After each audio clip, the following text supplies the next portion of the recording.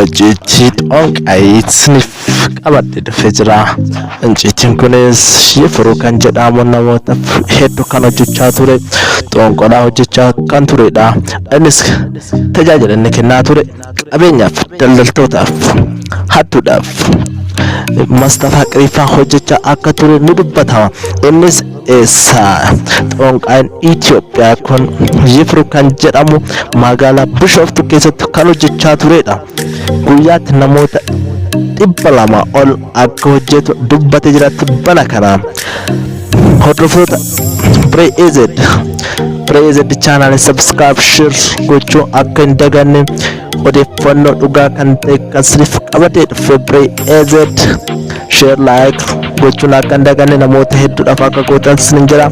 Haga qophii keenya dhumaan nufaan akka turtan affeerraa keenya gara qophii dabaran nafaana tura. Hordoftoota Pre-AZ channel kee warra hordoftan like share subscribe gochuu akka hin daganne akka kan siniif qabadhe dhonqa Itoophiyaa keessaa siniif qabadhe dhufeen jira.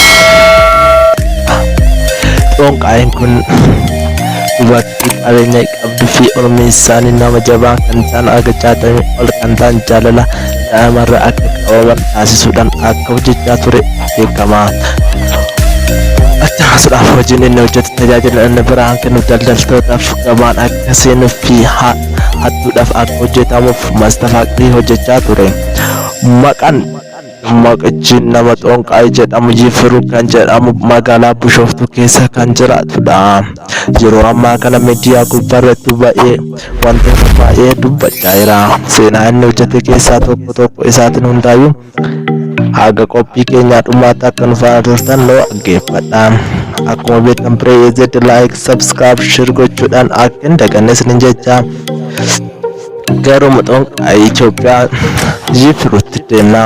Yifiruun kan dhalate baadiyyaatti yoo ta'u kan tasa dhonqaa'icha saafara isaaniitti argee man isa biratti akka baratu warri isaa taasise. Yifiruun baay'ee nama aaruu akka tureef qaamaan miidhamaa kan turedha.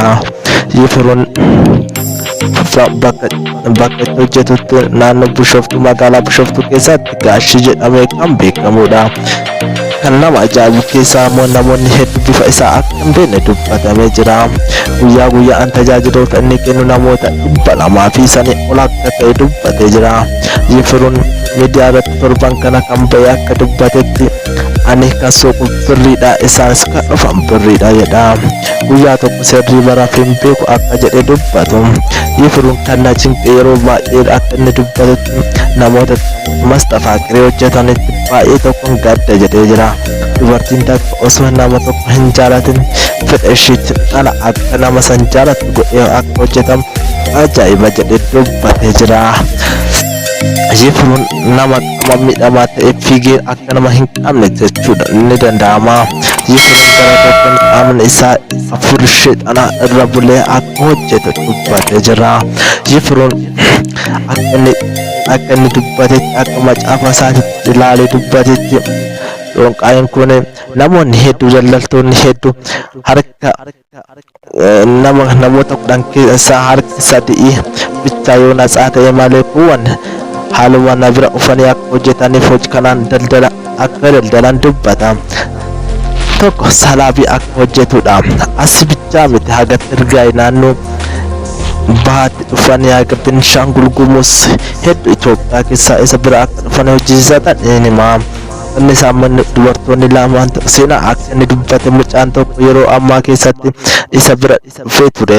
Innis akkas jedheen maaliif dhuftee nama Mustafaa Qiriifaa barbaada shamara sadin jaaladhe.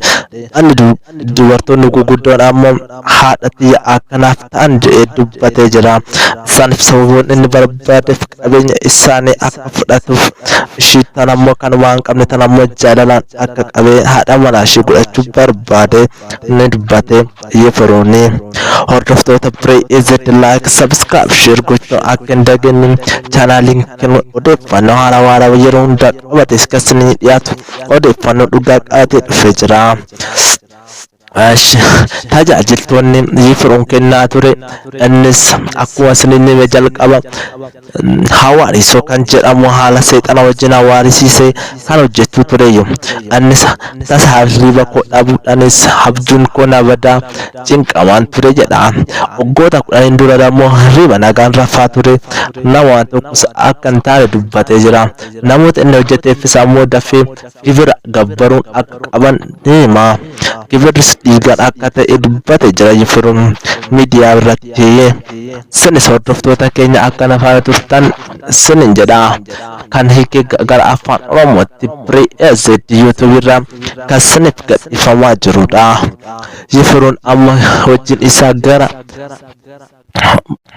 Pinxetti amantii isaa akka jijjiire dubbata. Hojii isaa kanas guutummaan guutuutti akka dhiise dubbatee jira. Garuu Yifiruun namoota akkam ture laata? Yifiruun nama baay'ee nama marfatu ture. Namoota harka qalleeyyii nyaata adda addaa kennuudhaaf yeroo ayyaana qotiyyoo qallee saangawumta minaamina qalee nyaachisaa ture jedha. Innis kanaan godhuuf garuu Waaqayyo dhiifama akkanaaf godhu jedhee dubbatee ture. Xoonqaayin kun gaabbii keessa galee jira. Amma garuu hojii kana baay'een gadde jedha. Ammas ammoo ani waan seexana akkan ajajuttis akka namoonni kana dura hojjetanis ammoo akka waan kana dhiisan jedhee dubbachaa jira. Yifiruun ani birriidhaaf jecha akkan hojjedhe namoonni na bira dhufanis akkan hojjetu birriidhaaf jecha dhufanii jireenya lafaa kana qofa jedhanii waan dhufaniif anis ammoo birri na taallalamee dalagaa ture jedhee miidiyaa irratti gabaasee jira. Anis Prii-EZ seenaa isaa kan paartii lammaffaaf siniif qabadhee tana dhufa. Haganiif nagaan Waaqayyo sin biraa ta'u like, share, subscribe gochuun akka hin dagalle. Chaanaalii kana akka guddistan odeeffannoo yeroo siniif qabatee dhufu Prii-EZ dha. Hagasiif nagaa naa tura. Ciao.